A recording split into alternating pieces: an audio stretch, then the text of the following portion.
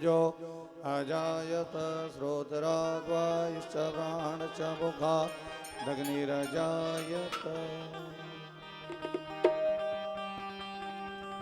गोपालक गोविंद की आरती कीजिए, श्री चरणों में ध्यान अपना दीजिए। गोपालक गोविंद की आरती कीजिए, श्री चरणों में ध्यान अपना दीजिए।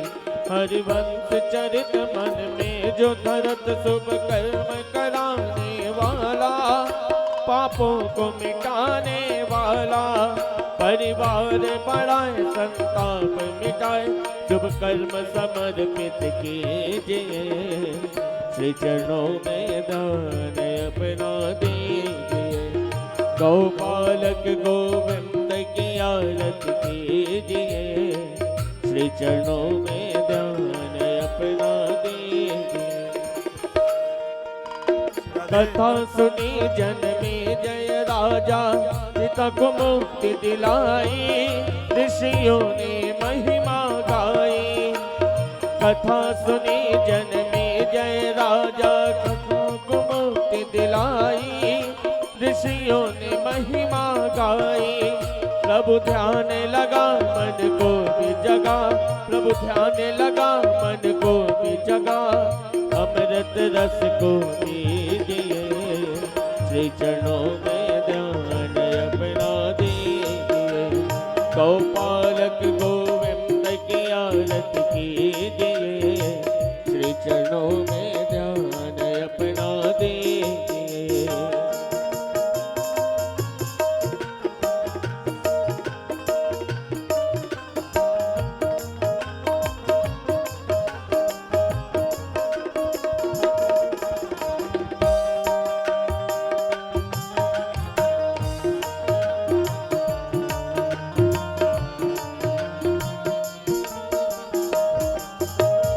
संतान जन्म ना होए मरण ये ग्रंथ बताने वाला, दुख दर्द मिटाने वाला।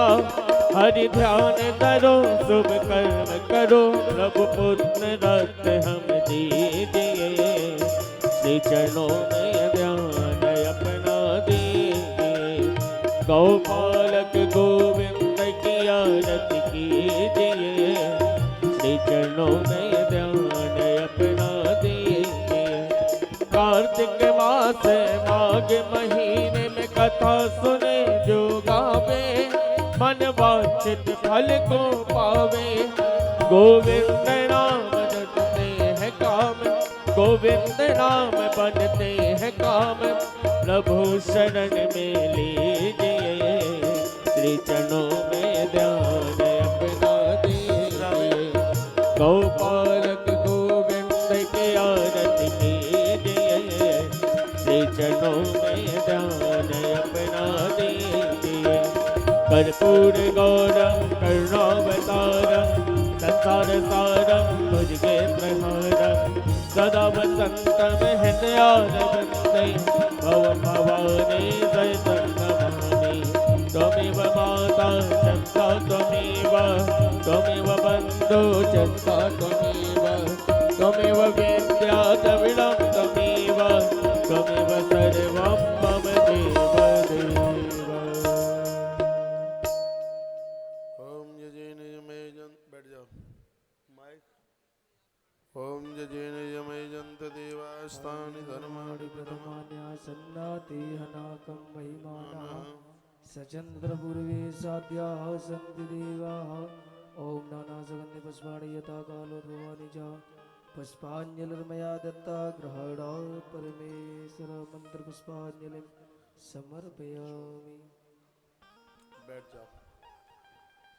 बंके बिहारी लाल की जय राधा माधव सरकार की जय हो, शंकर भगवान की जय हो, जगदम्बे माता की जय हो, सदगुरुदेव भगवान की जय हो, सत्य सनातन धर्म की जय हो, धर्म की जय हो।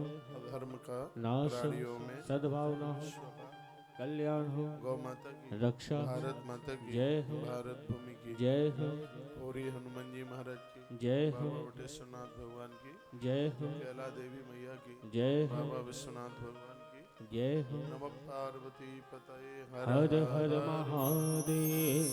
जय जय श्री राधे श्री राधे श्री राधे श्याम।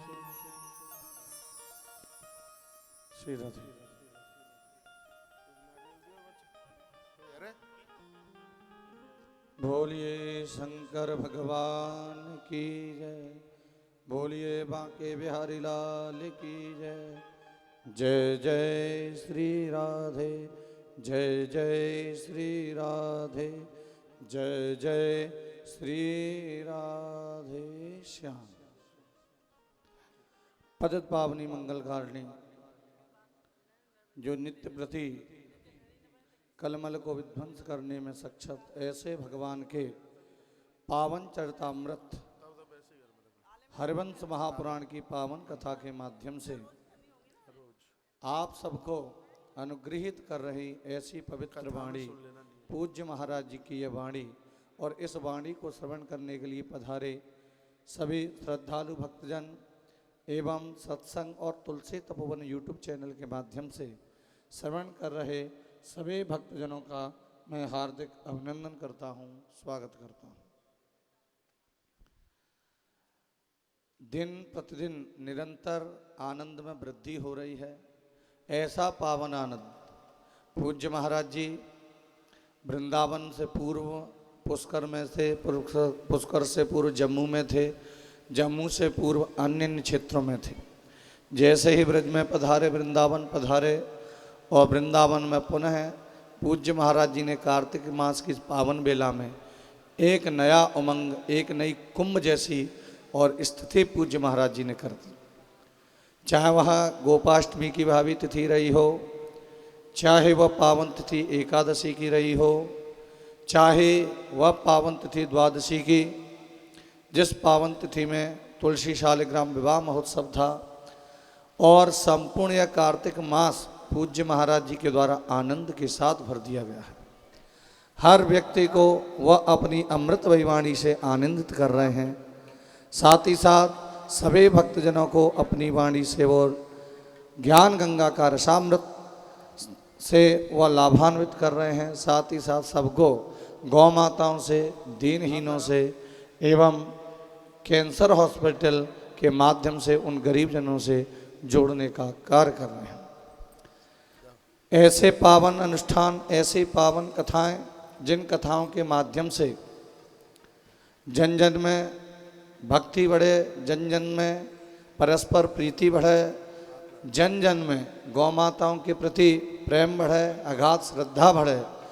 अगर ऐसी कथा हो जिन कथाओं का माध्यम धन कमाना नहीं अथवा धर्म कमाना हो, तो ऐसे भावी अनुष्ठानों का फल एक गुना नहीं अनंत अनंत गुना होता है। पूज्य महाराज जी के द्वारा जितनी भी पावन कथाएं हो रही हैं, जितने भी अनुष्ठान हो रहे हैं, उन सब का एक ही उद्देश्य है, सभी भक्तों को धर्म से जोड़ना, अपनी सनातन संस्कृति से जोड़ना, साथ ही साथ जो दीनहीन हैं, जो असहाय हैं, इनसे सभी भक्तों को जोड़ना, साथ ही साथ जो धर्म की और एक रीढ़ की हड्डी हैं धर्म में, और जब वह अधूरापन रहता है, जिस समय हम दीनहीनों से नहीं जुड़ते, गौवंशों से, विप्रों से, देवताओं से, यज्ञ अनुष्ठानों से नहीं जुड़ते, तो आपको पूज्य महाराज जी के द्वारा यज्ञ आदि अनुष्ठानों से एवं कथा के माध्यम से, गौ माताओं से, कैंसर हॉस्पिटल से और जोड़ने का और पूज्य महाराज जी के द्वारा यह प्रयत्न किया जा रहा है। और आप सभी भली भांति धर्म से जुड़े हुए हैं, सत्संग से जुड़े हुए हैं, संत महापुरुषों से जुड़े हुए हैं। अगर आप संत महापुरुषों से नहीं जुड़े होते, आप सत्संग से नहीं जुड़े होते, आप परमार्थी नहीं होते, तो कोई इंदौर से आया है, कोई बालाघाट से आया है, कोई उज्जैन से आया है, तो कोई बॉम्बे और दिल्ली से चल कर आए हैं, अथवा ये कहूँ समूचे भारत से आप हर स्टेट से पधारे हुए सभी भक्तजन, आप सबके अंदर भक्ति जागृत है, आप धर्मात्मा हो, इसलिए हजारों हजारों किलोमीटरों से आप यहाँ पर पधारे हैं।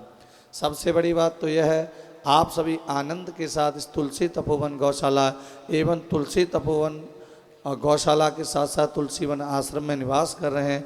ऐसा आश्रम जहाँ पर ना तो रहने का शुल्क लगता है, ना खाने पीने का शुल्क लगता है, सब आनंद के साथ रह रहे हैं।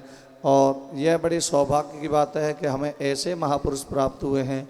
और देखिए आज के युग में सीधे सीधे और इतने बड़े महापुरुषों से जिन पर इतनी व्यस्ततम रहते हुए भी और आप सबसे मिलते हैं, ऐसा कोई व्यक्ति नहीं होता जिससे पूज्य महाराज जी सीधा संपर्क नहीं साधते, जो बिल्कुल फेस टू फेस ना मिलते हों ना जानते हों। यह उनकी सरलता है, दयालुता है। नहीं तो भैया आचार्य जी जिन्होंने नारियल लिया नियम सुन के जाना इसका।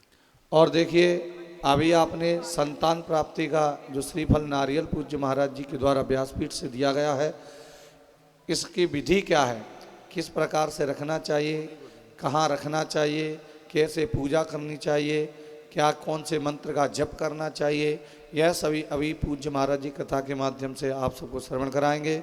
तो आप संपूर्ण विधि विधान पूज्य महाराज जी के मुखारबिंद श्रवण करेंगे और उसी विधि से आप इस भावी प्रसादी को और उसके महत्व को समझेंगे, उसी प्रकार से आप व्रत इत्यादि करेंगे। तो पूज्य महाराज जी की आप वाणी श्रवण करेंगे।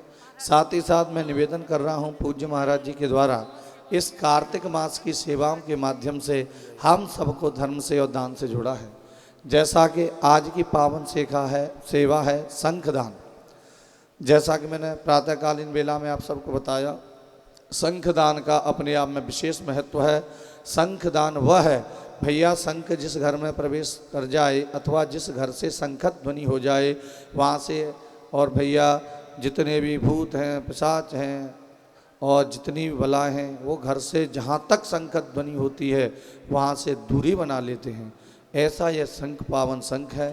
तो मेरा आप सबसे निवेदन है, जो मूक वाणी को भी और खोल दे, ऐसा यह पावन सा यह शंख है। तो आप आज की शंख सेवा से अवश्य में जुड़ें और इसमें अवश्य में सहभागिता निभावें, जिसकी सहयोग सेवा राशि में 250 रुपया रखी गई है। साथ ही साथ पूज्य महाराज जी के द्वारा और टेलीविज़न के माध्यम से भी आप देख पा रहे हैं कि जो पात्र और जो पीतल के पात्र जिनमें भोजन प्रसादी की व्यवस्था साधु संत ब्राह्मणों की रहती है, इन पात्रों के लिए भी आप सहयोगी बने। बस मात्र सहयोग सेवा राशि 500 रुपया रखी गई है। देखिए धातु के बर्तनों में और भोजन प्रसादी करने का विशेष महत्व है। जैसा कि हमारे शास्त्रों में विधान है किस किस धातु को ग्राही किया गया है भोजन प्रसादी में, उसी अनुसार पूज्य महाराज जी के द्वारा यह पावन कार्य किया जा रहा है। मेरा आप सबसे निवेदन है, आपके द्वारा दिए गए पात्र में कोई साधु भोजन करे, कोई ब्राह्मण भोजन करे, आने वाले वो धर्मात्मा भोजन करें, तो यह हमारा और आपका सौभाग्य होगा। भैया बड़े बड़े साधु संत जो ब्रज में तपस्वी हैं वो हमारे घर तक तो नहीं पहुंच सकते, हमारे घर में बैठकर वह आसन लगा के नहीं खा सकते, लेकिन हमारे द्वारा दिए गए उस धातु दान में, उस पात्र दान में और किसी आश्रम के माध्यम से, महाराज जी के माध्यम से कोई तपस्वी भोजन कर जाए, वो तो हमारे भाग्य सुधर जाएंगे, हमारे भाग्य फलीभूत हो जाएंगे। तो मेरा आप सबसे निवेदन है, आप टेलीविज़न के माध्यम से देख रहे हैं ये चमचमाती हुई थालियाँ और पूज्य महाराज जी के द्वारा और ये साधु संतों को और भोजन प्रसादी के लिए वितरण की जा रही हैं। तो आपको भी वह सौभाग्य प्राप्त हो। तो मेरा आप सबसे निवेदन है, आप इस पावन सेवा से अवश्य में जुड़ें, जिसकी सहयोग सेवा राशि मात्र 500 रुपया रखी गई है। तो आप अवश्य में इस पावन सेवा से जुड़ेंगे। साथ ही साथ कैंसर हॉस्पिटल आपके सहयोग की परम आवश्यकता है। भूमिदान हेतु 5000 रुपया, सवा फीट भूमिदान हेतु, निर्माण कार्य हेतु 11000 रुपया और ट्रस्टी, ऐसे ट्रस्टी जिनके नाम शिला पर लिखवाए जाएंगे वह शिलापट इस कैंसर हॉस्पिटल के और उस गेट पर लगेगी। मेरा आप सबसे निवेदन है, भैया नाम उनके अमर हो जाते हैं जो परमार्थ से जुड़ते हैं। भैया ऐसे लोगों की इस लोक में भी जय जयकार होती है, ऐसे लोगों की परलोक में भी जय जयकार होती है। दानी सदैव जिंदा रहते हैं, दानी की कभी मृत्यु नहीं होती। वो भैया अनंत अनंत काल तक जीवित रहते हैं, हर मनुष्य के जीवा पर उनका नाम होता है। तो हम ऐसा क्यों ना कर जाएं जिससे हम अमर हो जावें, जिससे हम परमार्थ के कार्य से ऐसे जुड़ें, हमारे जाने के बाद भी यह पुण्य फल हमें प्राप्त होता रहे। तो आप अवश्य में कैंसर हॉस्पिटल के आप ट्रस्टी बने, जिसकी सहयोग सेवा राशि मात्र 1,25,000 रुपया रखी गई है। साथ ही साथ तुलसी तपोवन गौशाला में गौदान की समुचित व्यवस्था है, और एक बार जो यहाँ गौदान कर जाता है वह अपने रिश्तेदारों को लेकर आता है, वो अपने और भैया चाचा को, ताऊ को इत्यादि सगे संबंधियों को लेकर आते हैं। वो कहते हैं हमने गौदान पहले भी किए हैं, लेकिन जो गौदान तुलसी तपोवन गौशाला में व्यवस्थित ढंग से किया जाता है, इतनी पावन पूजा कराई जाती है, अन्यत्र कहीं नहीं होती। मेरा आप सबसे निवेदन है, आप भी गौदान कराने का मन बना रहे हैं तो आप अवश्य में तुलसी तपोवन गौशाला पधारें और गौदान करें। गौदान की सहयोग सेवा राशि 27,500 रुपया रखी गई है। यह बड़ी गाय, जैसे गिरनार नस्ल की गाय हैं, ऐसी बड़ी गौ माता हैं और उनका आप दान करना चाहते हैं, उसकी सहयोग सेवा राशि 35,000 रुपया रखी गई है। विशेषता यह है कि दूध देती हुई बछड़े या बछिया के सहित, साथ ही ऐसी गौ माता जो देसी नस्ल की गौ माता हैं उनका ही दान कराया जाता है। तो आप अवश्य में इस पावन गोदान से जुड़ें और इस गोदान से जुड़ते हुए आप सहयोगी बने। साथ ही साथ इस पावन तुलसी तपोवन गौशाला में अक्षयव्रती सेवा के सदस्य बनना ना भूलें।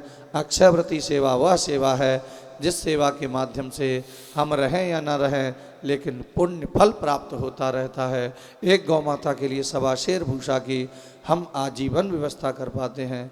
अरे भैया, इस देह का कुछ पता नहीं है, पता नहीं कब फूंक निकल जाए, हम क्यों ना ऐसा कुछ करें जिसके माध्यम से हम जाते समय और यह लगे कि हम ऐसा एक कार्य करके जा रहे हैं, हम नहीं रहेंगे लेकिन हमारे द्वारा दी गई राशि गौ माता सुखी रहेंगी। गौ माताओं के लिए एक बार के लिए वह 1.25 शेर भूषा प्राप्त होता रहेगा। तो मेरा आप सबसे निवेदन है, यह पावन आप गौवंश देख रहे हैं, इन गौवंशों से जुड़िए और आप इस अक्षयव्रती सेवा के सदस्य बने और इसमें अवश्य में सहभागी बने। साथ ही साथ मातृ अन्नपूर्णा की अक्षय रसोई पावन भंडारा आप नित्य प्रति आप टेलीविज़न के माध्यम से देख रहे हैं। ऐसे पावन भंडारे जहाँ कई हजारों की संख्या में भक्त लोग रोजाना प्रसादी ग्रहण करते हैं। मेरा आप सबसे निवेदन है, आप इस पावन सेवा से अवश्य में जुड़ें और जिसमें आजीवन सेवा हेतु 51,000 रुपया एवं आप इसमें वार्षिक सेवा का सहयोग करना चाहते हैं, उसकी सहयोग सेवा राशि मात्र 2,400 रुपया रखी गई है। तो आप अवश्य में इस अक्षय रसोई से जुड़ें और मातृ अन्नपूर्णा के सहभागी बने। साथ ही साथ आप एकादशी का व्रत रहते हैं अथवा अमावस्या को पितरों के लिए आप भोजन निकालते हैं, ब्राह्मण भोज कराते हैं, अथवा आप पूर्णिमा का व्रत रहते हैं और आप ब्राह्मणों को भोज कराते हैं।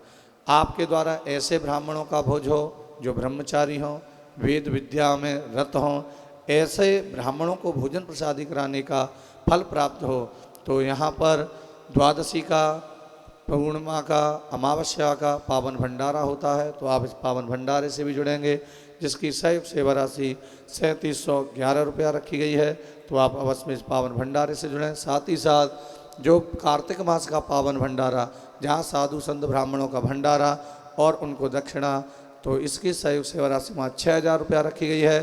तो मेरा आप सबसे निवेदन है, आप इस पावन भंडारे से जुड़ें, अवश्य में सहभागी बने और पुण्य कर्माते रहें। देखिए पावन भंडारा, ऐसे ऐसे बड़े बड़े दंगली भंडारे होते हैं, लोग देखने वाले भी यह कहते हैं भंडारे हमने बहुत देखे लेकिन ऐसे भंडारा नहीं देखा। देखिए कितनी सुंदर पंक्तिबद्ध बैठे हुए, कितनी सुंदर सफाई है, कैसे कैसे दिव्य मूर्ति बैठी हुई हैं, तपस्वी ब्राह्मण और संत बैठे हुए हैं।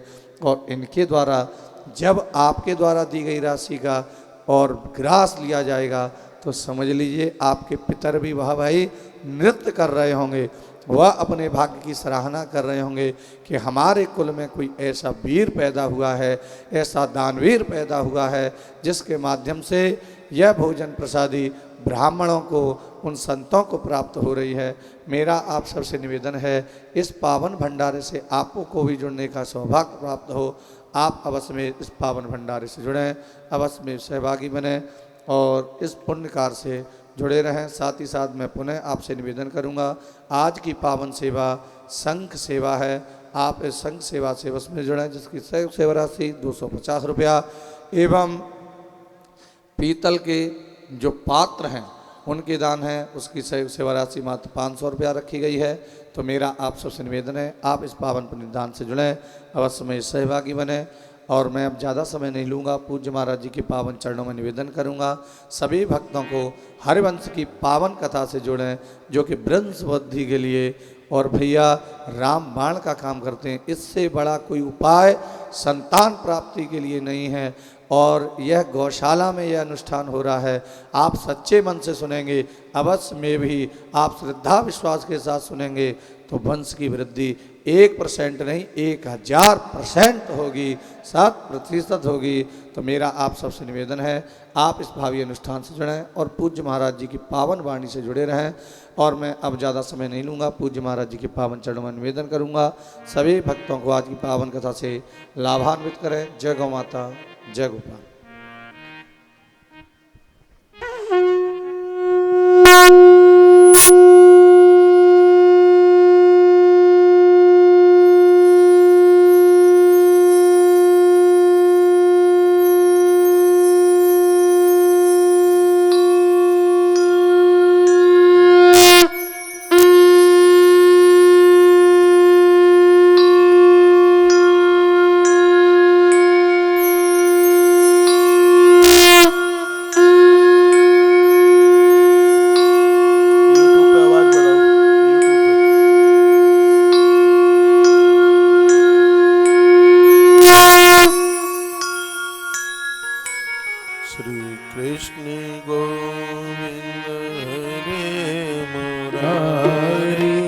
हे नाथ नारायण वासुदेव, श्री कृष्ण गोविंद हरे मुरारे।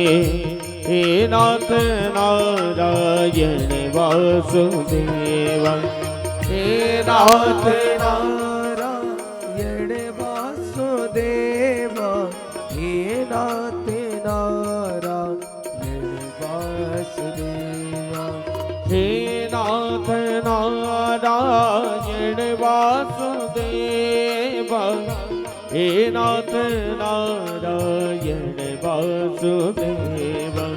श्री कृष्ण गोविंद हरे मुरारे।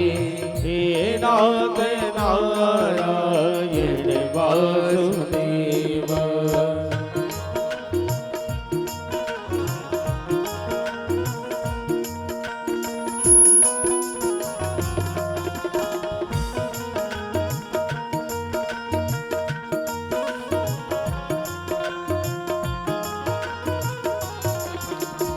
गोविंद मेरी यही प्रार्थना है, भूल नहीं कभी नाम तुम्हारा।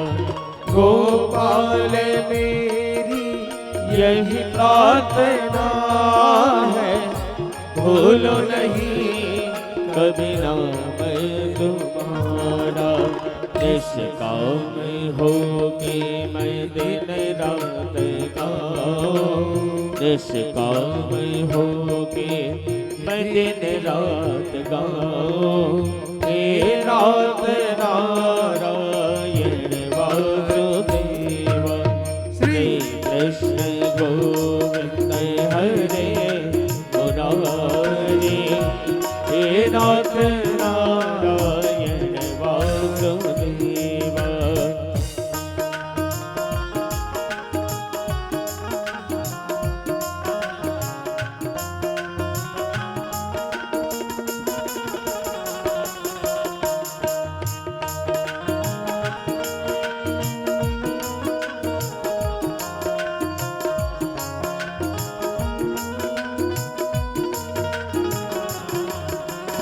देहांत काले तुम सामने हो, मुरली बजाते मन को लुभाते।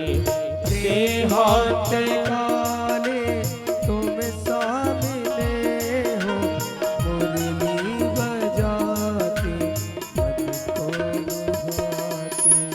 यही गीत गाते मैं तन नाथ त्यागूं, यही गीत गाते मैं तन नाथ त्यागूं।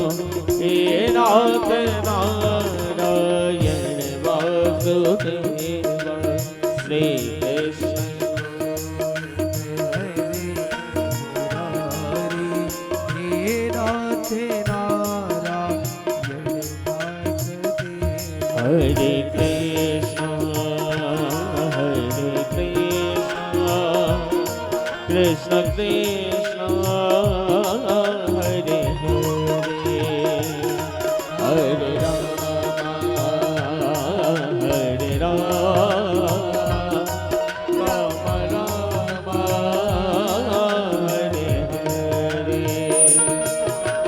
कृष्ण हरे कृष्ण कृष्ण कृष्ण हरे हरे, हरे राम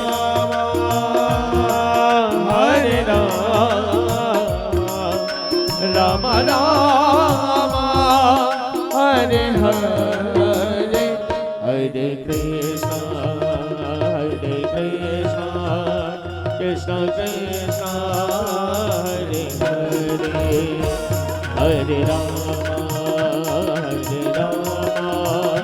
राम राम हरे हरे, हरे कृष्ण कृष्ण कृष्ण हरे हरे, हरे राम राम राम हरे हरे, हरे कृष्ण कृष्ण कृष्ण हरे हरे, हरे राम राम राम हरे हरे, हरे कृष्ण कृष्ण कृष्ण हरे हरे, हरे राम राम राम हरे हरे, हरे कृष्ण कृष्ण कृष्ण हरे हरे, हरे राम कृष्ण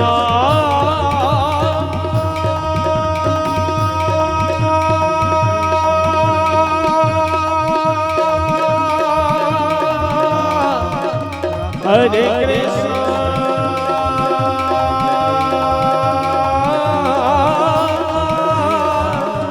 हरे हरे,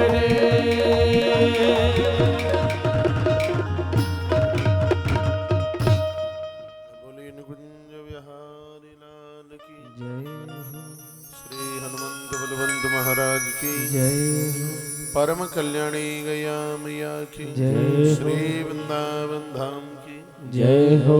आवाज बढ़ा दो। जय जय श्री राधे जय जय जय जय श्री राधे श्याम। परमाराध्य प्रातस्मरणी जगत नियंता जगताधार सिंधु भक्ति वांछा कल्पतरु व्रजनंदन ऐसे भगवान श्री बालकृष्ण लाल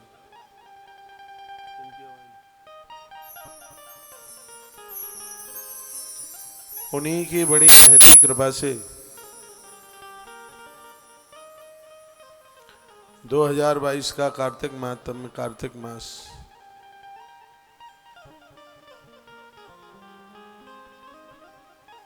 क्यों भैया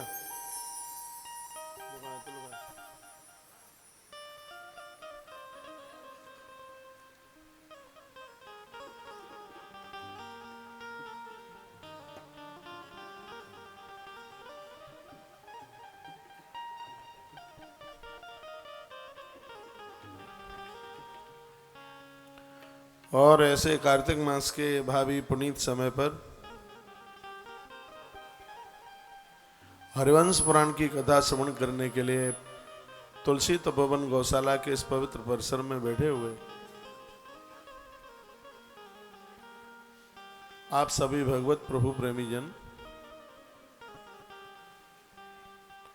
इस कथा के जजमान अपने घर में बैठ करके भी कथा को सुन रहे हैं, मेरी ऐसे बहन और भाई लोग, परिसर में पधारे हुए भक्तजन, कोई अपनी बहुओं के लिए, कोई अपनी बेटियों के लिए इस कथा का श्रवण कर रहे हैं, ऐसे आप सभी भक्तों के हृदय में बैठे हुए भगवान को मैं वंदन करता हूँ, प्रणाम करता हूँ। हाथ जोड़ने में भी दाम लगता है।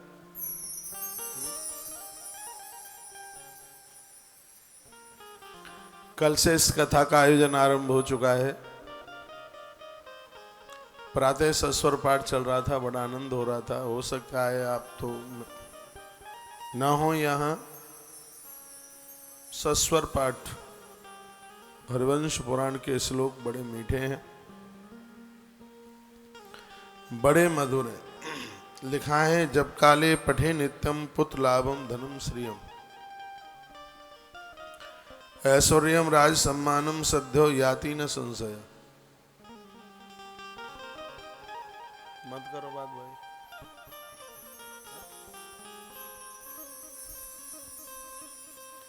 जब काले पठे नित्यम पुत्र लाभम धनम श्रियम। तुम खड़े हो के इधर आओ, इधर खड़े हो। बहुत बड़ा संगीत है माइक है, डिस्टर्ब करता है।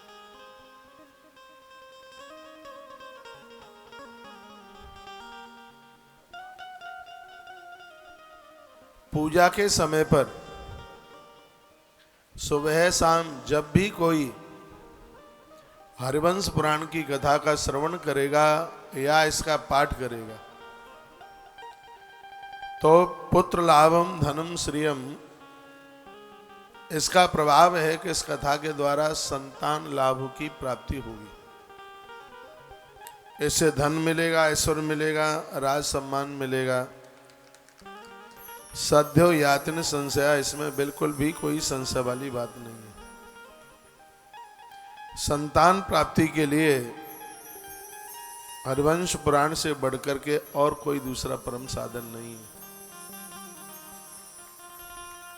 जब इस कथा को सुना जाए तो भगवान से प्रार्थना की जाती है, नमस्ते वासुदेवाय नित्य श्री कामुकाय च पुत्रदाय च सर्पेन्द्र सायिनी रंग सायिनी। सदा ही श्री जी की कामना रखने वाले आप वसुदेव जी को नमस्कार करते हैं हम। आप पुत्रदायक नागराज शेष की शैया पर शयन करने वाले तथा श्री रंग क्षेत्र में सोने वाले आपको हम पति और पत्नी दोनों प्रणाम करते हैं। हे प्रभु, दासस्य मे सुतम देहि दीन मंदार राघव। हमें आपसे एक ऐसी संतान चाहिए जो आपकी परम भक्त हो, यह कृपा कर दीजिए। हे माधव, हे गोप बालक, हे श्रीपते, मुझे पुत्र प्रदान करें। आपके चरणों में हम ऐसी वंदना, ऐसा प्रणाम करते हैं। बोलिए भक्त वत्सल भगवान की, हनुमान जी महाराज की जय हो। जय जय श्री राधे श्री राधे श्याम। हरिवंश पुराण में बड़ी सुंदर बात कही है, संतान हो जाना ये बहुत बड़ी बात नहीं है। संतान तो कीड़े मकोड़ों को भी हो जाती है। स्त्री पुरुष को तो 2-4 बच्चे होते हैं, उनको तो दर्जन पैदा होते हैं। यह ग्रंथ कहता है कि ऐसी संतान जो कुल खानदान का तारण कर दे, उनका उद्धार आत्म कल्याण कर दे।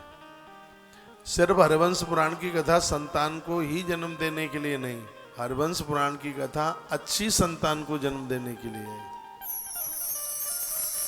इसलिए नारी को, स्त्री पुरुष को अच्छी औलाद के लिए, अच्छी संतान के लिए हरिवंश पुराण की कथा सुननी ही चाहिए। संपूर्ण मनोरथ इससे पूरे हो जाते हैं। पठेत पुत्र शतकम शोभ सत्पुत्रवान भवेत। 100 पीढ़ियों तक वंश डूब नहीं सकता हरिवंश पुराण की कथा सुनने वाले के। 100 पीढ़ियां वंश निर्वंश नहीं होगा। या पठेत पुत्र शतकम, 100 जन्मों तक पुत्र का अभाव नहीं होगा। बहुत लोगों के मन में ऐसी सोच होती है, हमें तो संतान है ही और हमें हरिवंश पुराण सुनने की जरूरत ही क्या है। तो इस हरिवंश पुराण में ही वर्णन किया गया है कि जो स्त्री पुरुष इस हरिवंश पुराण की कथा को सुनते हैं, माइक सही कर दो, उसको 100 जन्मों तक संतान का अभाव नहीं हो सकता। यह महिमा है इसकी। कारुण्य निधये गोपी वल्लभाय मुरारये, नमस्ते पुत्र लाभार्थ देहि में तनयम विभु। हे प्रभु, आप करुणा के समुद्र हैं, गोपियों के प्राण वल्लभ हैं, मुर नाम के दैत्य को मारने वाले हैं, इसलिए आपका नाम मुरारी है। पुत्र प्राप्ति के लिए आपको मेरा नमस्कार है, मुझे पुत्र प्रदानित करें। आपको प्राप्त हो जाए तो गोपाल सहस्र नाम अपने घर में रखिए। वंश वृद्धि के लिए मृत्यु लोक का वरदान है। भगवान शंकर ने जिसकी बहुत बड़ी महिमा का वर्णन किया, गोपाल सहस्त्र नाम। हरिवंश पुराण में संतान बीज मंत्र है, बड़ा विशेष है, वो मैं आपको सुनाई देता हूँ। पहले आप सुनते नहीं हैं, फिर बाद में पूछते रहते, उसको पहले ही सुन लें, मंत्र को लिख लें। समझ में नहीं आता है तो उसको लिख लें। ओम क्लीम कृष्णाय, ओम क्लीम कृष्णाय गोविंदाय गोपी जनवल्लभाय स्वाहा। ओम क्लीम कृष्णाय गोविंदाय गोपी जनवल्लभाय स्वाहा। ओम क्लीम कृष्णाय गोविंदाय गोपी जनवल्लभाय स्वाहा। यहाँ से नारियल प्रदानित किए जा रहे हैं और विगत 2-4 साल से मैं बहनों को, भगनियों को यहाँ से नारियल दे रहा हूँ। शायद वह बहन यहाँ परिसर में बैठी हो जो कहती है, हाँ, आज जब मैं कथा करने को आया इधर सुबह के टाइम, महाराज जी यह आपके नारियल के द्वारा इस बच्चे का जन्म हुआ है। बड़ा सुंदर सुडौल, चंचल तो था क्योंकि कृष्ण भगवान की कृपा से हुआ। हो सकता है पांडाल परिसर में हो, नहीं तो उनको जाना था, आश्रम में होंगे या चले गए होंगे। तो यहां से जो नारियल दिया जा रहा है उसकी एक विधि है। नारियल यहां से लेके जाएं, अपने मंदिर में उसको रख दें। पति और पत्नी प्रातः थोड़ा जल्दी जागने की कोशिश करें, स्नान करें, पीले वस्त्र पहने, घी का दिया जलाएं, तुलसी या वैजंती की माला मिल जाए, दोनों में से कोई एक माला मिल जाए। संतान प्राप्ति के लिए वैजंती की माला बहुत विशेष है। वैजंती की मिल जाए, तुलसी की मिल जाए, दोनों में से एक मिल जाए। पूर्व दिशा की तरफ पति और पत्नी दोनों मुंह करके बैठे। पति बाहर गया है या पत्नी बाहर गई है तो भी पूर्व दिशा की तरफ मुंह करके इस मंत्र का जप करें। सबसे पहले प्राणायाम करें। प्राणायाम की विधि यह है, श्वास ऊपर खींची जाती है, यहाँ ऐसे लगाया जाता है, फिर नासिका का दूसरा छेद बंद कर लिया जाता है, श्वास अंदर घुटती रहती हैं, धीमे धीमे श्वासों को बाहर निकाल देते हैं, हाथ धो लेते हैं। तो प्राणायाम करते समय कभी नाक से हाथ भी तो लिसर जाते हैं, तो हाथ धो लीजिए। घी का दिया दाहिने हाथ पर जला करके रखिए। किताब ले लीजिए, पीले वस्त्र पहने हैं पति और पत्नी दोनों। गंगा जल कटोरी में या कच्चा दूध गैया का मिल जाए, कल भी मैं निवेदन कर रहा था, वह रख लीजिए और इस मंत्र का जप करें। ओम क्लीम कृष्णाय गोविंदाय गोपी जनवल्लभाय स्वाहा। बहुत ज्यादा न बन पावे तो कम से कम एक एक माला का जप वो करें। एक माला में 108 नाम होते हैं। 108 बार नाम भगवान का उच्चारण करके और वह पति और पत्नी दोनों उस दुग्ध का पान कर जाएं। इस दूध से वह स्थिति खत्म होती है जो दिक्कतें परेशानियां संतान को जन्म देने में हो रही है। छोटा सा तरीका है इसका। नारियल को फोड़ के नहीं खाना है। नारियल जब तक काम नहीं बन जाता है तब तक उसको घर में रखिए। काम जब पूरा हो जाए फिर उस नारियल को नदी में प्रवाहित कर दीजिए। नदियाँ बहुत प्रसन्न होती हैं। नदियाँ ही तो वंश वृद्धि का कारण है। उनकी कृपा से यह संतति, यह संतान बढ़ती है। ये नियम है छोटा सा। काफी वक्त लोग अपने रिश्तेदारों को, संबंधियों को यहाँ नारियल के लिए भेजते हैं, तो उन्हें नियम और विधि भी उन्हें बता दी जाए। आजकल बच्चों को तो फुर्सत ही नहीं है। बूढ़ी डुकरियां आती हैं नारियल लेने के लिए, और ऐसा बिल्कुल भी कहीं प्रभाव में आता नहीं है। मैंने डोकरियों को नारियल दे के देखा, रिजल्ट ठीक नहीं आए।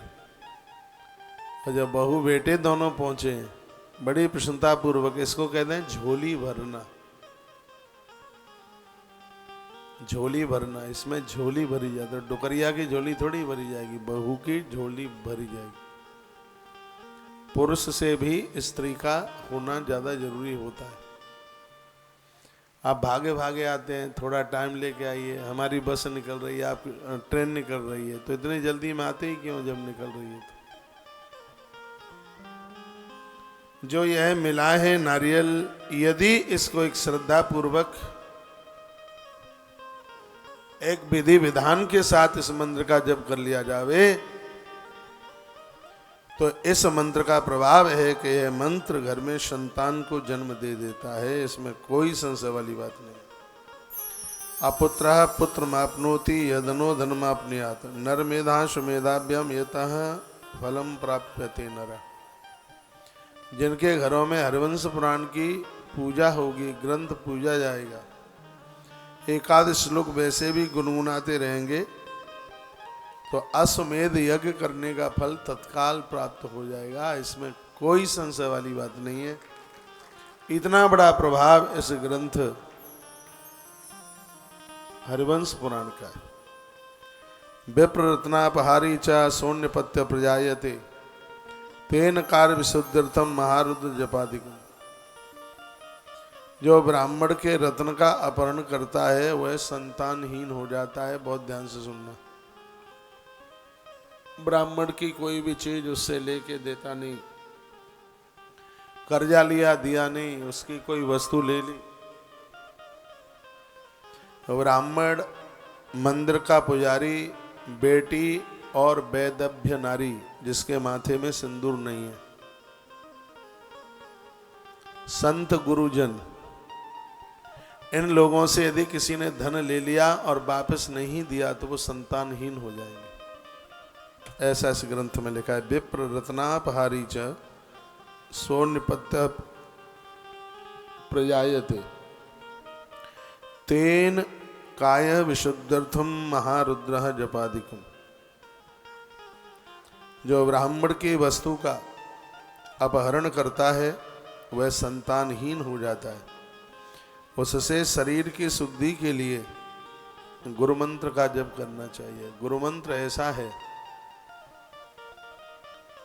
जो सर्व प्रकार के अपराधों को समाप्त कर देता है। इसका अर्थ ये तो है नहीं कि किसी की चोरी कर लें और गुरु मंत्र तो जप ही रहे हैं। इसमें वर्णन है कि अधर्म अन्याय करने वाले का गुरु मंत्र निष्फल हो जाता है। चरित्रहीनों का, व्यसनियों का,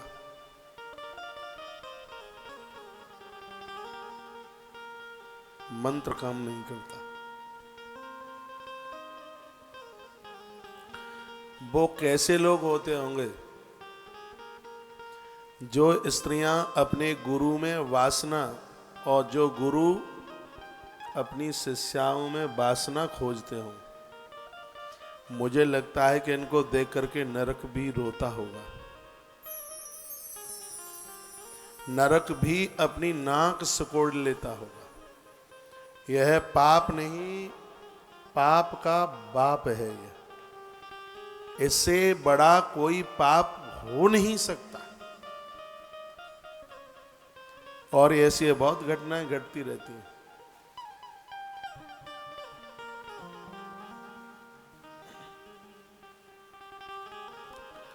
इसलिए व्यक्ति को बहुत सावधान इन सब चीजों से रहना चाहिए।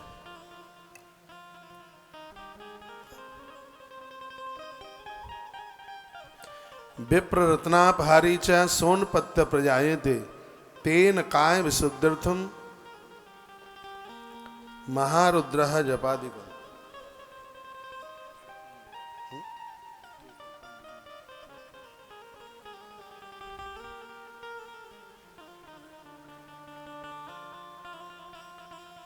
अभी अभी हमारे मध्य में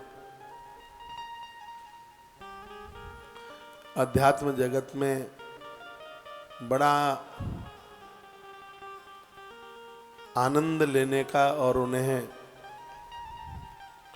सरकार के काम से निवृत्त होने के तत्पश्चात और अब प्रभु में जगत में जो आनंद लेने का सौभाग्य प्राप्त हो रहा है, और वर्तमान समय में वो उनकी वाणी बिल्कुल माँ सरस्वती की वरदायिनी बन रही है। ऐसे श्री गुप्तेश्वर पांडे जी हमारे मध्य में पधारे हैं। एक दिन आचार्य राममोहन शास्त्री जी मुझे गाड़ी में उनकी वीडियो सुना रहे थे। मन आह्लादित हुआ, बहुत खुशी हुई। आप पधारे हैं, बड़ा अच्छा लग रहा है। और मैं बहुत बार कहता हूँ, बहुत पढ़े लिखे होने के बाद अपनी सनातनीय परंपराएं हमारे जीवन में बनी रहें, यह ईश्वर की बहुत बड़ी कृपा है।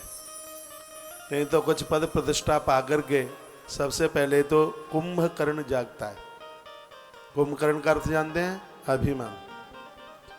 भगवान व्यास ने एक रामायण लिखी जिसका नाम है अध्यात्म रामायण, और वह बड़ी अद्भुत रामायण है।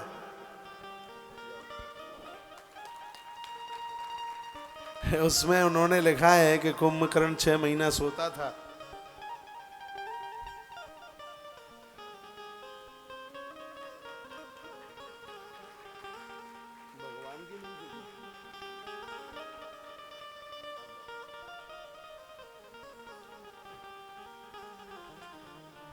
और एक दिन के लिए जागता था।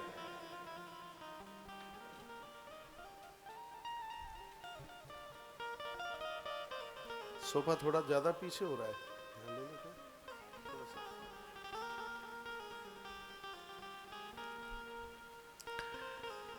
एक दिन के लिए जागता है, एक दिन के लिए जागता है, कुंभकर्ण खलबली मचा देता है। अभिमान एक दिन के लिए भी जीवन में क्या, एक क्षण के लिए भी जागेगा तो चौपट कर देगा। तिमिर गयो रवि देख के, मोह गयो गुरु ज्ञान कियो, करायो सब गयो जब आयो अभिमान। अहंकार सब समाप्त कर देता है। गोस्वामी जी ने हजारों चौपाइयां रामायण की लिखी, सबका सार एक चौपाई में लिखा। संस्कृत सूल मूल प्रद नाना, सकल शोक दायक अभिमान। इस जगत में, संपूर्ण जगत में एक कांटे की तरह पीड़ा देने वाला है, वह अभिमान है। इसलिए पढ़े लिखे लोगों को, सजग समझदार लोगों को, हम जैसे लोगों को श्री पांडे जी की तरह अभिमान रहित होकर जीवन का निर्वहन करना चाहिए। आप आए हैं, बहुत बड़े IPS अधिकारी रहे हैं, और इनके काल में क्षेत्र प्रदेश दस्युहीन नजर आता था। चोर, लंपट, डाकू पलायित होते थे। उन्होंने अपने फिजिकल के द्वारा और उन्होंने अपने मस्तिष्क विचारों के द्वारा, ज्ञान शक्ति के द्वारा, कर्म शक्ति के द्वारा और भाव शक्ति के द्वारा उन्होंने भारतीय परंपराओं को गढ़ कर के रखा है। उनका आगमन हुआ है मैं बहुत हृदय से सत्संग टीवी संस्कार परिवार के जितने भी भक्तजन हैं, एक बार तालियों के साथ उनका आदर कीजिए। हरिवंश पुराण की कथा सुन रहे हैं और इसके सूत्र बड़े अच्छे हैं। विप्र रत्नापहारी चह सौमनत्व प्रयाजित। इसमें वर्णन है कि वह लोग संतानहीन हो जाते हैं जो दूसरों का द्रव्य चुराते हैं, और उसमें भी पुजारी का पैसा, वैदव्य नारी का पैसा, ब्राह्मण का पैसा बड़ा खतरनाक है। क्योंकि ब्राह्मण के पास 2 नंबर का पैसा नहीं होता, उसके पास है ही नहीं, 2 नंबर नहीं है, बड़ा मेहनत का होता है। तो एक वैदव्य नारी जिसका पति नहीं है, वो पति विहीन जीवन जी रही है, एक बहुत बड़ी साधुता में उसका जीवन है। पहले तो उससे ऋण लीजिए मत, कर्जा लीजिए मत। यदि उससे कर्जा लिया है तो उसको वापस दीजिए, इसका पैसा रखना नहीं है। भगवान व्यास लिखते हैं कि तेन काया, उनकी काया कभी शुद्ध हो ही नहीं सकती जो ऐसे चोरी की भावना रखे हैं, किसी का द्रव्य मारते हैं, किसी का पैसा मारते हैं, वो संतानहीन हो जाता है। कल आप सुन रहे थे जो सूर्य भगवान के सन्मुख, अग्नि देवता के सन्मुख, दैव मंदिर के सामने, गुरुजनों के सामने लघुशंका मलमूत्र विसर्जित करते हैं, उनका पौरुष तत्व समाप्त हो जाता है और वह संतानहीन हो जाते हैं। बड़ा सुंदर इसमें निवेदन किया कि हमें सूर्य उदित होने से पहले की आज्ञा ग्रंथों ने क्यों दी? इसलिए दी क्योंकि हम सूर्य के उदित होने से पहले बिस्तर छोड़कर मलमूत्र का विसर्जन करते हैं, तो सूर्य नारायण के सन्मुख यह अपराध करने से हम बच जाते हैं। और याद रखना, इसमें तो स्पष्ट लिखा है वो लोग नपुंसक हो जाते हैं, वो स्त्री बांझ हो जाती है जो सूर्य, अग्नि, दैव मंदिर, गुरुजन इनके सामने मलमूत्र का विसर्जन किया जाए। आप हरिवंश पुराण सुन रहे हैं, हरिवंश पुराण में इसी नियमावली का तो वर्णन किया है। इसलिए सजग और समझदार व्यक्ति को चाहिए कि वह इस अपराध से बचे। क्या अद्भुत बात कही गई है। इसमें लिखा है, पूछा है राजा जन्मेजय ने कि यदि किसी ने ब्राह्मण के धन की चोरी कर ली हो, उसका पैसा ले लिया है, तो उसका कोई प्रायश्चित है क्या? हाँ, प्रायश्चित है। जिसके घर की चोरी की है, जिस ब्राह्मण का पैसा लिया है, तो उसका बेटा, उसका परपो, उसके बेटे का बेटा, जो भी कोई है उस समय, तो पैसा उसको वापस करे। और वर्णन किया है कि इसमें गुरु मंत्र का जप करे, महारुद्र जपादिकम। उसमें भी भगवान नारायण का मंत्र, भगवान रुद्र का जप बड़ा प्रभावशाली है अपने आप में। तो अभी अभी मैं आपके बीच में कह रहा था कि वो लोग कैसे हैं, इससे बड़ा अपराध, इससे बड़ा पाप नहीं हो सकता। गुरुजनों के पास बैठकर, जो स्त्रियां गुरुजनों के पास बैठकर उनके नाकों में, उनके नेत्रों में काम वासना, काम पीड़ा चल के आ जाए, और जो गुरुजन स्त्रियों के सामने, वो अपनी शिष्या के सामने बैठकर और उसकी आंख में काम वासना, काम पीड़ा आती है। भगवान व्यास कहते हैं, वैशंपायन ने जन्मेजय को कहा, व्यास भगवान ने लिखा, धरती पर बहुत पाप हैं, लेकिन इससे बड़ा पाप नहीं हो सकता, क्योंकि गुरु पिता नहीं, पिता से ज्यादा होता है, शिष्या बेटी नहीं, बेटी से ज्यादा होती है। पुत्रवान बनना ये किसी शुभ पुण्यों का फल है। हरिवंश पुराण ने कहा, आपके घर में 4 बच्चे हैं, ये पुत्रवान की व्याख्या नहीं है। आपके बच्चे सदाचारी हैं, चरित्रवान हैं, तो ही वह माता पिता पुत्रवान कहे जाते हैं। ऐसी कोशिश कीजिए, ऐसी संतति को जन्म दीजिए, आपके बच्चे चरित्र के साथ में जिए। अथा पारीक्षितो राजा श्रद्धा युक्तेन चेतसा भावता सत्य युक्तेन चक्राग्रह मनसा था। सूत जी ने कहा, भारतवंशी जन्मेजय बहुत बड़े भक्ति भाव वाले थे, बहुत ज्यादा विशेष। अपने पिता के उद्धार के लिए उन्होंने कई कथाएं सुनी, महाभारत इन्होंने सुना, और महाभारत सुनते ही सुनते इन्होंने कहा कि जीवन में दुर्योधन जैसी औलाद न हो, इसका कोई उपाय है क्या? ये पूछा था, दुर्योधन जैसी संतान न हो, ऐसा कोई उपाय है क्या? तब महात्मा वैशंपायन ने कहा उपाय है। गर्भ में संतान है और वह नारी हरिवंश पुराण की कथा सुन लेती है तो उसकी कोख से एक अद्भुत संतान का जन्म होता है। पुत्र 3 तरह के होते हैं, उत्तम, मध्यम, तीसरा तो न हो तो अधम। ये बच्चा भी मैं टीवी में छाती से लगा देख रहा हूं, क्या मुझे आज यही मिले थे जो कह रहे थे हरिवंश पुराण की कथा से ये बालक हुआ है परिसर में? आप ही हैं भैया? ये नीचे बैठे। मेरी तो बड़ी अगाध श्रद्धा हुई इस ग्रंथ के ऊपर, इसलिए हर वर्ष इस कथा को करने का सौभाग्य भगवान की कृपा से प्राप्त कर लेते हैं कि हरिवंश पुराण की कथा के माध्यम से अपुत्रः पुत्र प्राप्नोति यदनो धनमाप्नुयात्, इसके प्रभाव से अपुत्र को पुत्र मिला, धन की अभावता थी उन्हें धन मिला। दानम च बहुलम कृत्वा व्यासाशीर्ग्रभारता प्रसन्न वदनो भूत्वा रमते रमणीयुता। बहुत प्यारा श्लोक है।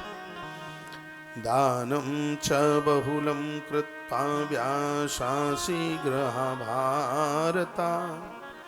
प्रसन्न वदनो भूत्वा रमते रमणीयुता। धरती पर बहुत बड़े बड़े दान हैं, लेकिन आप किसी को प्रसन्नता का दान करते हैं, इससे बड़ा दान नहीं है।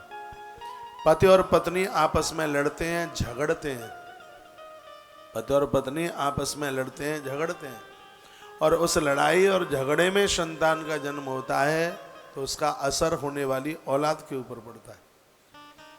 और जो स्त्री पुरुष प्रसन्न चित्त हैं तो उनके दोनों के माध्यम से जन्म लेने वाली संतान इस संसार का कल्याण करने वाली होती है। और मैंने पूर्व में बोला है, कभी घर में कोई गर्भिणी नारी है, संतान को जन्म देने के लिए जा रही है, आप घर में कलह मत कीजिए, झगड़े मत कीजिए, वहाँ का वातावरण सा ठीक कीजिएगा। उसके कच्छ में दिया जले, उसके कच्छ में देवी देवताओं की तस्वीरें हों, उसके कच्छ में उससे शकुन से बात कीजिए, तो उसका असर होने वाली संतान के ऊपर निश्चित रूप से उसका असर उस संतान के ऊपर होगा। प्रसन्न वदनो भूत्वा रमते रमणीयुता। जो पति और पत्नी प्रसन्न होकर विचरण करते हैं, प्रसन्न होकर अपने जीवन का निर्वहन करते हैं, तो इसमें तो ये लिखा है प्रसन्नता का इतना बड़ा प्रभाव है, ईश्वर ही किसी न किसी रूप से उसके घर में आकर के अवतरित हो जाता है, बेटे के रूप में, पिता के रूप में, भाई के रूप में। यहाँ तक ये तो ग्रंथ कहता है कि भगवान सेवक नौकर बन करके आ जाता है अपने भक्त के यहाँ, क्योंकि यह प्रकृति का यह नियम है कि प्रकृति कभी भी किसी का ऋण नहीं रखती। धरती माता को किलो बीज डालते हो क्विंटल वापस देती है, यह प्रकृति का नियम है। और ये बात मेरे और आपके लिए कही गई है।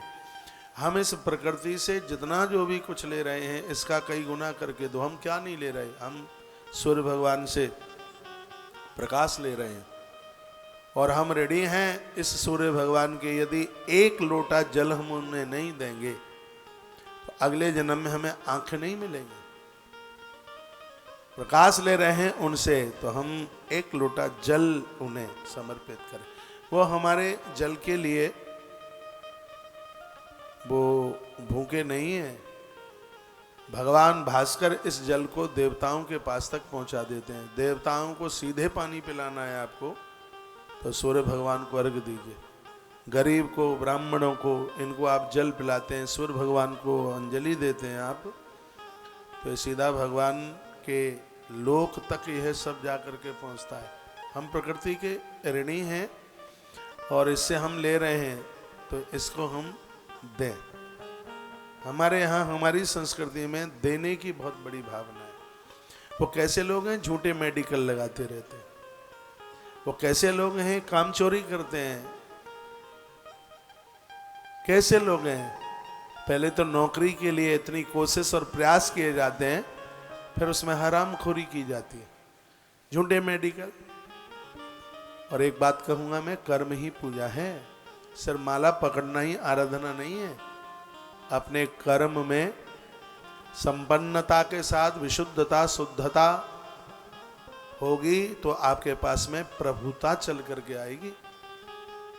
बहुत लोग घड़ियां देखते रहते हैं। मैंने बहुत बार कहा है, जैसे आप मंदिर में जाते हैं उसी प्रकार से आप अपने दफ्तर में, अपने ऑफिस में जाइए। मंदिर में क्यों जाते हैं? मुक्ति के लिए कोई नहीं जाता। मंदिर में लोग इसलिए जाते हैं घर में कलह ना रहे, घर में झगड़ा ना रहे, घर में गरीबी ना आए। तो मंदिर आपको पैसा देता है, भगवान का दर्शन आपको पैसा देता है, आपकी नौकरी या आपका व्यापार भी तो आपको धन देता है। जैसे मंदिर में जिस प्रसन्नता के साथ आप जाते हैं, अपना भाग्य समझ करके, और आप अपने काम पर भी उसी प्रसन्नता के साथ में जाओगे तो आपका कर्म है वो आपकी आराधना बन जाएगा, आपकी साधना बन जाएगा। दुनिया की तो मुझे पता नहीं है, जब मैं व्यासपीठ की तरफ, कथा की तरफ चल के आता हूँ तो इतना प्रसन्न होता हूँ और मुझे लगता है कि आज फिर मुझे जगन्नाथपुरी जाने का सौभाग्य प्राप्त हो गया। मुझे तो व्यासपीठ की तरफ जाने पर यही लगता है कि मैं तीर्थ यात्रा के लिए जा रहा हूँ, 4 धाम की यात्रा करने के लिए जा रहा हूँ। बड़ा उत्साहित। मैं कोई अपनी कथा आपको नहीं सुना रहा हूँ, मैं अपने एक हृदय की भावना रख रहा हूँ। आपका बेटा जॉब में है, नौकरी में है, आपका पति भी नौकरी में, जॉब में हो सकता है, आपकी बेटी भी हो सकती है। हम प्रकृति से जितना लेते हैं उसका बहुगुना करके दें तो प्रकृति हमारी ऋणी हो जाएगी।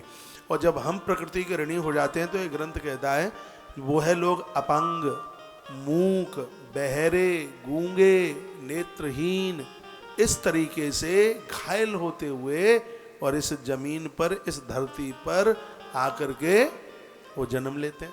कभी आपने देखा होगा घर में ऐसी विकलांग संतान आके जन्म ले लेती है और वो पुत्र की तरह तो फिर लगता नहीं है, कि ऐसा लगता है कि दुनिया का पूरा कष्ट हमारे ऊपर चल के आ गया है। वो कौन लोग हैं? जिसके साथ में पूर्व में कुछ अपराध किया गया है, कुछ अन्याय किया गया है, और उस व्यक्ति ने भी कुछ ऐसा अपराध किया उसके साथ उसने भी किया है जो इस परेशानी को झेल रहा है।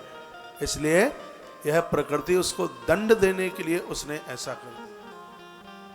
तो इसलिए हमें और आपको चाहिए कि इस बात के ऊपर हम बहुत ध्यान दें। आइए, अपुत्र पुत्र प्राप्नोति यदनो धनमाप्नुयात् नरमेधा सुमेधाभ्याम यत् फलम प्राप्यते नरैः। आप नरों की, मनुष्यों की, जीव जंतुओं की आप सेवा करेंगे तो अश्वमेध यज्ञ का फल मिल जाता है, उसमें देर नहीं लगती है। हम कहते हैं किसी के काम जो आए उसे इंसान कहते हैं, पराया दुख अपनाए सच में उसे तो भगवान कहते हैं। नरमेध और अश्वमेध यज्ञों से मनुष्यों को जो फल प्राप्त होता है वही फल, बहुत ध्यान से सुनिएगा, पुराणों की कथा सुनने से वह फल प्राप्त हो जाता है। किसी नारी के गर्भ में संतान और वह पुराण कथा सुन ले, उसका असर उसके होने वाली संतान के ऊपर हो जाएगा। गर्भ में बच्चा सुरक्षित रहेगा, संस्कारीय बनेगा। 16 वर्ष के अभिमन्यु ने मां के गर्भ में ही तो सब कुछ सुन लिया था, पढ़ लिया था, और उसका असर, प्रहलाद जी का चरित्र आता है। प्रहलाद जी जैसा शासक हुआ नहीं धरती पर। महात्मा विदुर ने अपनी नीति में इस बात को गाया। प्रहलाद जैसा नहीं हुआ, शासक नहीं हुआ। प्रहलाद जी ने मां के गर्भ में भगवान के चरित्र सुने। आप कहोगे ऐसी क्या विशेषता थी? मैं बता देता हूं आपको। प्रहलाद का पुत्र था विरोचन। महाभारत में कथा आती है, विशेष रूप से महात्मा विदुर ने इसको विदुर नीति में गाया। मैं खोलिए, इनका बेटा था विरोचन जो बहुत ज्यादा सुंदर था। मृत्युलोक में एक बहुत बड़ा स्वयंवर होने वाला था और कोई क्षत्रिय राजकुमारी किसी कुमार का वर्ण करने के लिए जा रही थी। तो वहां बड़े बड़े राजे आकर के बैठे, लेकिन उस राजकुमारी की ऐसी भावना थी, सिरादे इधर ध्यान दो, कि मैं किसी ब्राह्मण कुमार के कंठ में अपनी माला डालूंगी। तो वहां पर कुछ मुनि कुमार भी आए, ब्राह्मण कुमार भी आए। पिता की अनुमति मिली और वह कन्या हाथ में वरमाला लेकर के और आगे के लिए अपने चुनाव, पति चुनाव के लिए आगे बढ़ी। तो उसे एक विप्र ब्राह्मण दिखाई दिया और उसके गले में जब वो माला डालने को तैयार हुई तो उसी समय आड़े विरोचन प्रहलाद जी के बेटे थे, वो आगे आ गए। विरोचन ने कहा, राजकुमारी ये भिक्षुक है। क्या कहा? ये भिक्षुक है। और मुझे बहुत बुरा लगता है जब कोई ये कहता है कि ब्राह्मण मांगने वाला होता है। ब्राह्मण मांगने वाला होता है? संतोष शब्द को नाक कान मुंह लगा दिया जावे तो उसका नाम ब्राह्मण होगा। 2 रुपए की पूड़ी खा करके लाखों रुपए का आशीर्वाद मिनटों में देता है। इसके साथ कितना भी कोई अपराध किया, चरण पकड़ ले, पंडित जी महाराज गलती हो गई है, हाल ही भूल जाता है। इसके जीवन में संग्रह नहीं है। जो अपने 6 कर्मों के साथ में बंधा हुआ ब्राह्मण, मैं कहूँगा ब्राह्मण जाति नहीं है। ब्रह्म जिस धातु से बनता है, ब्राह्मण भी उसी धातु से बनता है। शब्द ऊपर के लोक का मालिक विष्णु है, नीचे के लोक का मालिक ब्राह्मण है। इस धरती पर ब्राह्मण नहीं रहेगा तो ऊपर अंबर और नीचे धरती नहीं रहेगी। इस जगत के कल्याण के लिए विष्णु पुराण में भगवान कहते हैं, मैं ही धरती पर ब्राह्मण रूप में चलकर, और जिसे देख करके मैं खुद अपना मस्तिष्क झुका लेता हूँ। नमो ब्रह्मण्य देवाय गौ ब्राह्मण हिताय च जगद्हिताय कृष्णाय गोविंदाय नमो नमः। भगवान श्री कृष्ण जिनको नित्य बंधन करते थे, एक गैया को और एक ब्राह्मण देवता को बंधन करते थे। प्रभु राम जी को देखिए, युद्ध के समय रावण युद्ध को आने वाला था और उसके पास तो बड़े बड़े रथ थे, लेकिन रावण रथी बिरथ रघुवीरा, देख विभीषण भयहु अधीरा। विभीषण की आंख में आंसू आ गए। कहा, भगवान मुझे बेचैनी हो रही है, मैं परेशान हो रहा हूं क्योंकि मैंने दशानन की वीरता, इसका कौशल, इसका बाहुल्य मैंने देखा है। इसके पास रथ है और आप बिना रथ के हैं। भगवान ने कहा, आप चिंता न कीजिए, विप्र अभे, मेरे पास में ब्राह्मणों का जो आशीर्वाद है वह मेरे लिए कवच है। और सुनो मित्रवर, जिसके पास ब्राह्मणों का आशीर्वाद है, उस कवच को तो इंद्र का वज्र, शंकर का त्रिशूल और नारायण का सुदर्शन चक्र भी उसका भेदन नहीं कर सकते। ब्राह्मण मंगता नहीं है, मांगने वाला नहीं है। ब्राह्मण बहुत बड़ा दयालु है, बहुत बड़ा सहज, बहुत बड़ा दयालु है। और वो जगत के उद्धार के लिए इस धरती पर चल करके आता है। विवेक पूर्ण जीवन जीता हुआ वो समाज के कल्याण में वह लगा हुआ है। ब्राह्मण के बिना विवेक नहीं मिलेगा, ब्राह्मण के बिना मति नहीं मिलेगी और गौ माता के बिना गति नहीं मिलेगी। इसलिए इस धरती पर दोनों का होना बहुत ज्यादा परम आवश्यक है। मैं तो आपको 7 बजे तक कथा सुनाता ही रहूंगा। भैया माइक दो। आइए, श्री पांडे जी का आशीर्वाद इस परिसर में। आप सब लोग उनकी अद्भुत वाणी को रसास्वादन करते हुए फिर हम हरिवंश पुराण की कथा में फिर आगे के लिए बढ़ते हैं।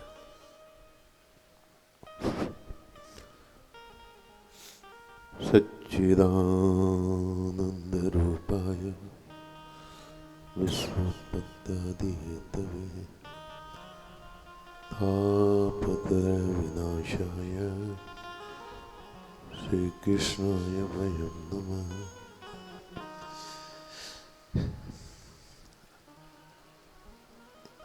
वृंदावन की इस पवित्र धरती पर महाराज जी का दर्शन करने के लिए आया। दर्शन किया, ये मेरा सौभाग्य रहा। यहाँ गौ सेवा का जो प्रकल्प देखा तो हृदय बहुत आह्लादित हुआ, बहुत ही आह्लादित हुआ। यही वह वृंदावन धाम है जहाँ भगवान श्री कृष्ण गैया चराते थे। उन गौ माताओं की जितनी निष्ठा से श्रद्धा से यहाँ सेवा हो रही है, उसको देख करके दिल बड़ा प्रसन्न हुआ। देखो, ये वृंदावन धाम की बड़ी महिमा है। संसार में 3 तरह के आनंद हैं। एक होता है विषयानंद, उसके बारे में बताने की जरूरत नहीं है। पत्नी का सुख, पुत्र का सुख, धन का सुख, पद का सुख, ऐश्वर्य का सुख, इस सुख से हम सभी परिचित हैं। इसको कहते हैं विषयानंद। यह शाश्वत नहीं होता, यह नित्य नहीं होता, और इसका अंतिम परिणाम दुख ही होता है। दूसरा होता है ब्रह्मानंद, जो करोड़ों करोड़ों ज्ञानियों में से किसी एक को मिलता है। तो आनंद की तो यही परिभाषा है कि एक बार मिल जाए तो हमेशा के लिए रहे।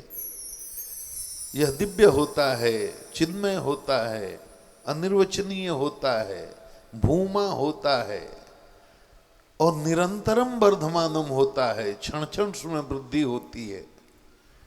ये ब्रह्मानंद है। और जो भक्तगण है वो कहते हैं इससे हुई ऊपर का एक आनंद है। ये भक्तों की भावना है। कहते हैं सगुण साकार ब्रह्म का आनंद इससे भी बड़ा है। उसकी कई श्रेणियां हैं। शांत भाव का प्रेमानंद, दास्य भाव का प्रेमानंद, वात्सल्य भाव का प्रेमानंद, माधुर्य भाव का प्रेमानंद। माधुर्य भाव का प्रेमानंद सबसे उत्कृष्ट कक्षा है। उसकी भी 3 श्रेणियां हैं। साधारणी रति का प्रेमानंद, समंजसा रति का प्रेमानंद, और सबसे ऊपर की कक्षा है उसको कहते हैं समर्था रति का प्रेमानंद। मतलब यह अंतिम सीमा वाला आनंद है।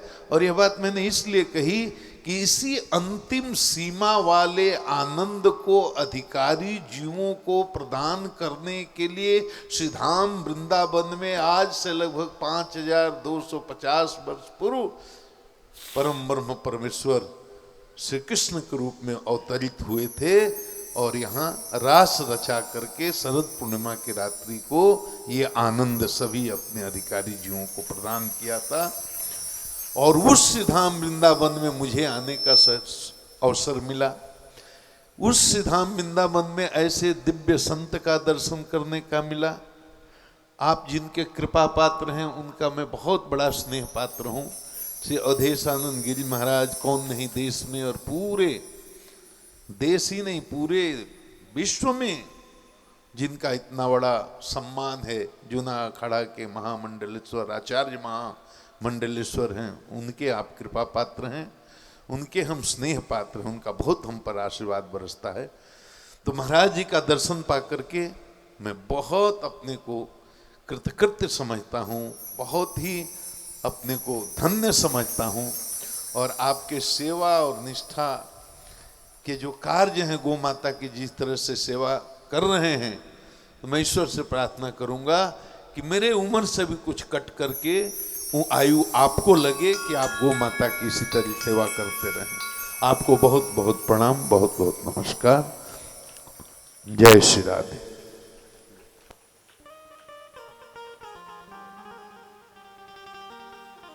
श्री कृष्ण गोविंद हरे मुरारे, हे नाथ नारायण वासुदेव।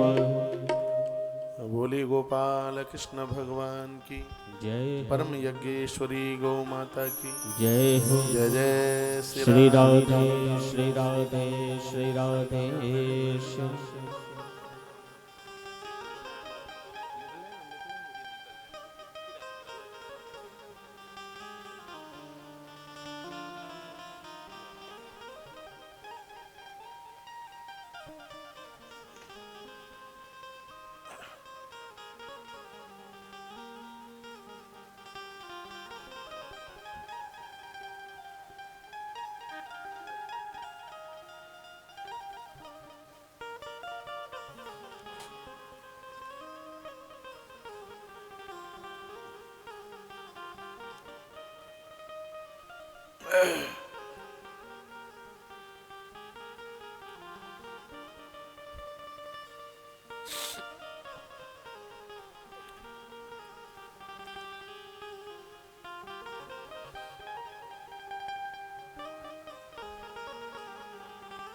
एकाग्र भाव से बैठ जाएं।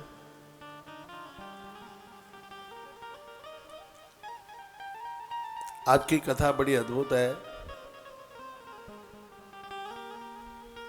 हरिवंश पुराण की।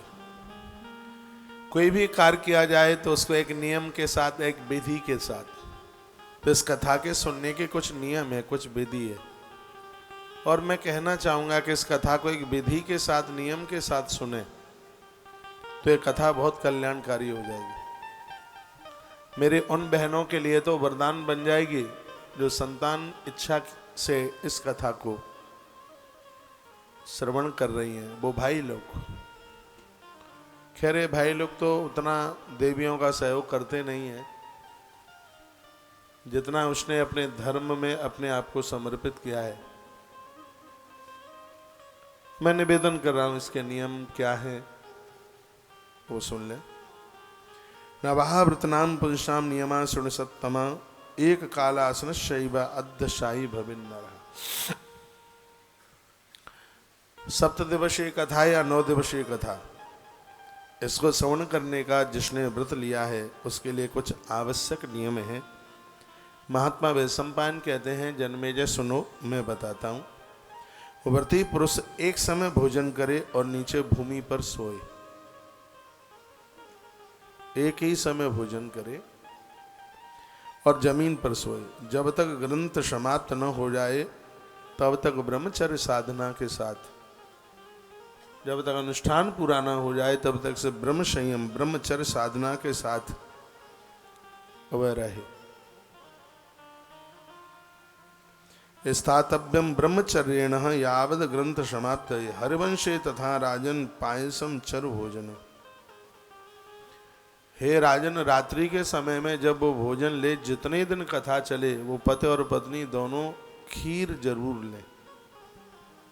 यदि इन नियमों के साथ में कथा सुन ली जाए तो संतान को जन्म होना। रात्रि को कथा जब समाप्त हो जाए तो उस काल में हवन करे, पति पत्नी दोनों एक घी की आहुति डाले और एक खीर की आहुति डाले। ओम क्लीम कृष्णाय गोविंदाय गोपी जनवल्लभाय स्वाहा, ये मंत्र है इसका। आहुति डालते डालते थोड़ी सी खीर बचा ले उसमें से, और उस खीर का आधा आधा भाग दोनों लेकर के, हे राजन, उस खीर को वो रोज पाले शाम के समय, रात्रि के समय में, यानी उसको ग्रहण कर लें। कथा के समय अन्न न लें, क्योंकि कथा के समय मलमूत्र का वेग काबू में न किया जाए और उन्हें खड़ा होकर के कथा के बीच में से जाना पड़े तो कथा के बहुत बड़े परसेंट कम हो जाते हैं। एक बात फिर मैं ये कहूंगा, पारणे पारणेयाद यथावत भरतर्षभ मलमूत्र जयार्थम ही।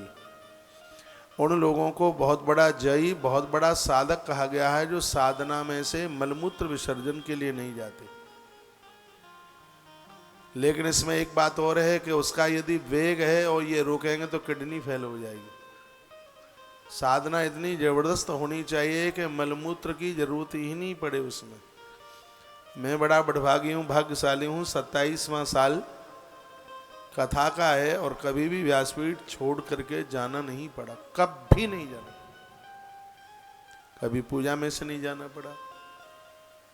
बहुत लोग पूजा में बैठे हर 20 मिनट के बाद बाथरूम जाते हैं। क्या सुंदर लिखा है, मलमूत्र जयार्थम ही लब्धाहार सुखावा। थोड़ा खा के थोड़ा पी के आप आएंगे तो बीच में से बिल्कुल जाने की जरूरत नहीं पड़ेगी। वैशंपायन महात्मा कहते हैं कथा का एक बहुत बड़ा पुण्य उसी समय क्षीण हो जाता है जब श्रोता कथा के बीच में से खड़ा होकर के चला जाता है मलमूत्र विसर्जन के लिए या धूम्रपान के लिए। तो राजन, उसके जो अनुष्ठान के एक नियम है, एक विधि है, एक कानून है, वो खंडित हो जाती है। इसलिए कथा के समय तक उन्हें सुबह हल्का सा कुछ फलियार वगैरह लेकर के, फलियार लेने से मलमूत्र के ऊपर, इस उपवास में क्यों फलियार लिया जाता है? रोटियां क्यों नहीं ली जाती? रोटियों से बाथरूम पर दबाव बनता है। हाँ, मलमूत्र दोनों के ऊपर रोटियों से। इसलिए एक फलियार की विधि का वर्णन किया। फलियार लिया जाता है जब में बीच में से नहीं खड़ा होना पड़े। अन्न खाने पर आलस से आता, नींद आती है, और अनुष्ठान में नींद आ जावे तो अनुष्ठान खंडित हो जाता है। एकादशी तो पूरी दुनिया ही करती है, बहुत लोग करते हैं, लेकिन बड़ी बात तो यह है कि 11 को दिन में नींद ना आवे। नहीं तो लोग बिलंदा भर करके कुटू का पकौड़ा, सिंगाड़े का लपसा और इतना खा लेते हैं, खर्राटे भर करके सोते ही रहते हैं। काय का व्रत है भाई? नवरात्रा में पूरे दिन कढ़ाई चलती रहती है। नवरात्रा तो और मजेदार हो रही है लोगों की, आनंददार। उनके लिए बढ़िया है भैया। कभी ड्राई फ्रूट ले लो, पेठा ले लो, पकोड़े ले लो, लस्सी बना करके पी लो, नारियल पानी पी लो। ये तो पूरा नांदिया की तरह मुंह चलता ही रहता। ये व्रत वाले दिन तो और ज्यादा खा जाते हैं लोग। तो बड़ा सुंदर यहाँ वर्णन किया गया, और इसमें यह कहा गया कि अपने इसको काबू में रखने के लिए उनको निराहार रह करके बस थोड़ा सा वो फलियार ले ले, पति पत्नी स्त्री पुरुष दोनों, और फिर एक बार हविष्यान भोजन। इसमें खीर पूड़ी खाएं रात्रि को, शाम को पका हुआ भोजन, खीर जरूर हो, खीर पूड़ी जरूर हो। तो इससे संतान होने के योग पूरे बनते हैं। शक्ति हो तो जितने दिन तक ये कथा चल रही है उतने समय तक केवल घी और दूध पी करके सुखपूर्वक कथा सुने। पहले लोग तो लीटर भर करके घी पी जाते थे, आज शुद्ध घी नहीं है, पचाने वाले भी मरे मराए हैं, उनको ताकत ही कहाँ है? अब घासलेट के जन्मे तो घासलेट ही जैसे होंगे, सब डालडा के जन्मे हुए, आप डालडा छाप है। अम्मा ने तो, माँ ने तो समोसा खा के पैदा किए, उसे खुद ही दूध नहीं मिला, खुद उसने घी खाया नहीं, अब बेटा पचाए कहां से? वर्णन है, यदि घी और दूध पी करके कथा को सुना जाता है, घी और दूध पीने से शरीर में कोई कमजोरी थोड़ी आती है, शरीर में और पुष्टता होती है, शरीर बलवान बनता है, हड्डियां मजबूत होती हैं। दूध दही लेने से, घी लेने से कैल्शियम की कमी नहीं आती, 100 साल तक हड्डी लफती नहीं है। मैं भले ही बोलता रहूं, लेकिन आप तो चाय और ज्यादा, 1 कप और ज्यादा चालू कर देंगे। खान पान का ध्यान, और विशेष रूप से एक साधक के लिए, श्रोता के लिए तो ये बहुत ज्यादा महत्वशाली है। कहा गया कि जो नियम सुगमता पूर्वक, देखो अब मैंने तो यहाँ से कह दिया कथा के बीच में से बाथरूम ना जाना, और उसमें आपको दिक्कत परेशानी हो जाए तो भगवान व्यास कहते हैं ये भी तो फिर ठीक नहीं है, ये भी ठीक नहीं है। तो इस तरीके से कुछ जी लिया जाए कि वो दिक्कतें ही न, उपवास की अपेक्षा फिर आप भोजन कर लें। परेशानी है डायबिटीज के मरीज को सुबह जल्दी खाने के लिए चाहिए, लेकिन सुख साध्यम भवेद यत् तो कर्तव्यम श्रवणात् तथा भोजनम तु परमन्य कथा श्रवण कार्यक्रम। यदि कथा सुनने में उपवास करने पर विघ्न आता है तो फिर आप भोजन करके कथा सुनिए, और यदि उपवास करके कथा सुन ली है तो बहुत बड़ी बात हो गई है, छोटी बात नहीं है, बहुत बड़ी बात हो गई। घृतपानम पानम कृत्वा वा शुण्या सुगम भलाहारेण वा श्राव्य, एक भुक्तेन यानी एक बार भोजन।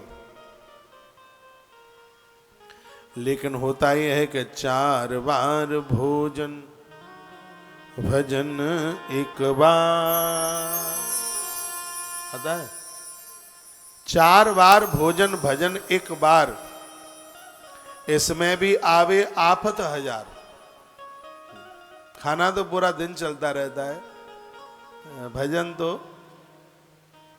दिन में एक बार भी माला ले ली तो ऐसा लगता है कि कारगिल का युद्ध जीत के हम ही आ गए। हाँ, ऐसा लगता है कितना बहुत बड़ा कोई काम कर दिया। भजन के बिना गुजारा नहीं है, भजन के बिना जिंदगी नहीं है, जीवन नहीं है। हरिवंश पुराण के श्रोताओं के लिए कुछ इन विशेष नियमों की बात कही गई है। यदि इन नियमों के साथ कथा सुन ली जाए तो इस पुराण के माध्यम से संतान का जन्म हो जाएगा। प्रातः स्नानादिकम कृत्वा पुत्र द्वारा समन्वितः पुराण श्रवणम कुर्यात् कृष्ण पूजन पूर्वकम। हरिवंश पुराण की कथा सुनने वाले जन पति पत्नी जो भी हैं भोर में जल्दी जागे, स्नान करें, तिल पीसें, देह से लगाएं, फिर नहाएं, धुले हुए वस्त्र पहने, आसन बिछाएं, पूर्व दिशा की तरफ मुंह करें, दिया जलाएं, कृष्ण पूजन पूर्वकम और आनंद के साथ पति पत्नी दोनों भगवान श्री कृष्ण की पूजा करें। उनकी पूजा करने के तत्पश्चात लिखा है पुष्प धूप फल सम्यंग नैवेद्य श्रद्धयोद्वता। यदि हरिवंश पुराण है ग्रंथ सामने रखो, फल फूल चढ़ाओ, उसके ऊपर नैवेद्य भोग चढ़ाओ, और कोई चीज चढ़े या ना चढ़े, नैवेद्य जरूर चढ़े। आपने देखा, आप जितने भी यहाँ आए थे ऊपर आरती के लिए, तो एक प्रसाद का दोना आप सबके हाथ से लगा करके ग्रंथ के सामने रखा गया। ये नहीं है कि बस ये बस कहने के ही लिए है, उसको हम क्रियान्वित करते हैं, उस कार्य को करते हैं। अब आप हरिवंश पुराण के यजमान हैं और आपको व्यासपीठ तक बुलाया गया, शाम की आरती आपसे नीचे से ही करा दूंगा, लेकिन कथा के आरंभ में नैवेद्य आपके हाथ से इस ग्रंथ को चढ़ाने के लिए, और आपको यहाँ ऊपर तक बुलाया गया। और यहाँ वर्णन है इस नैवेद्यम श्रद्धयाद्युत ही,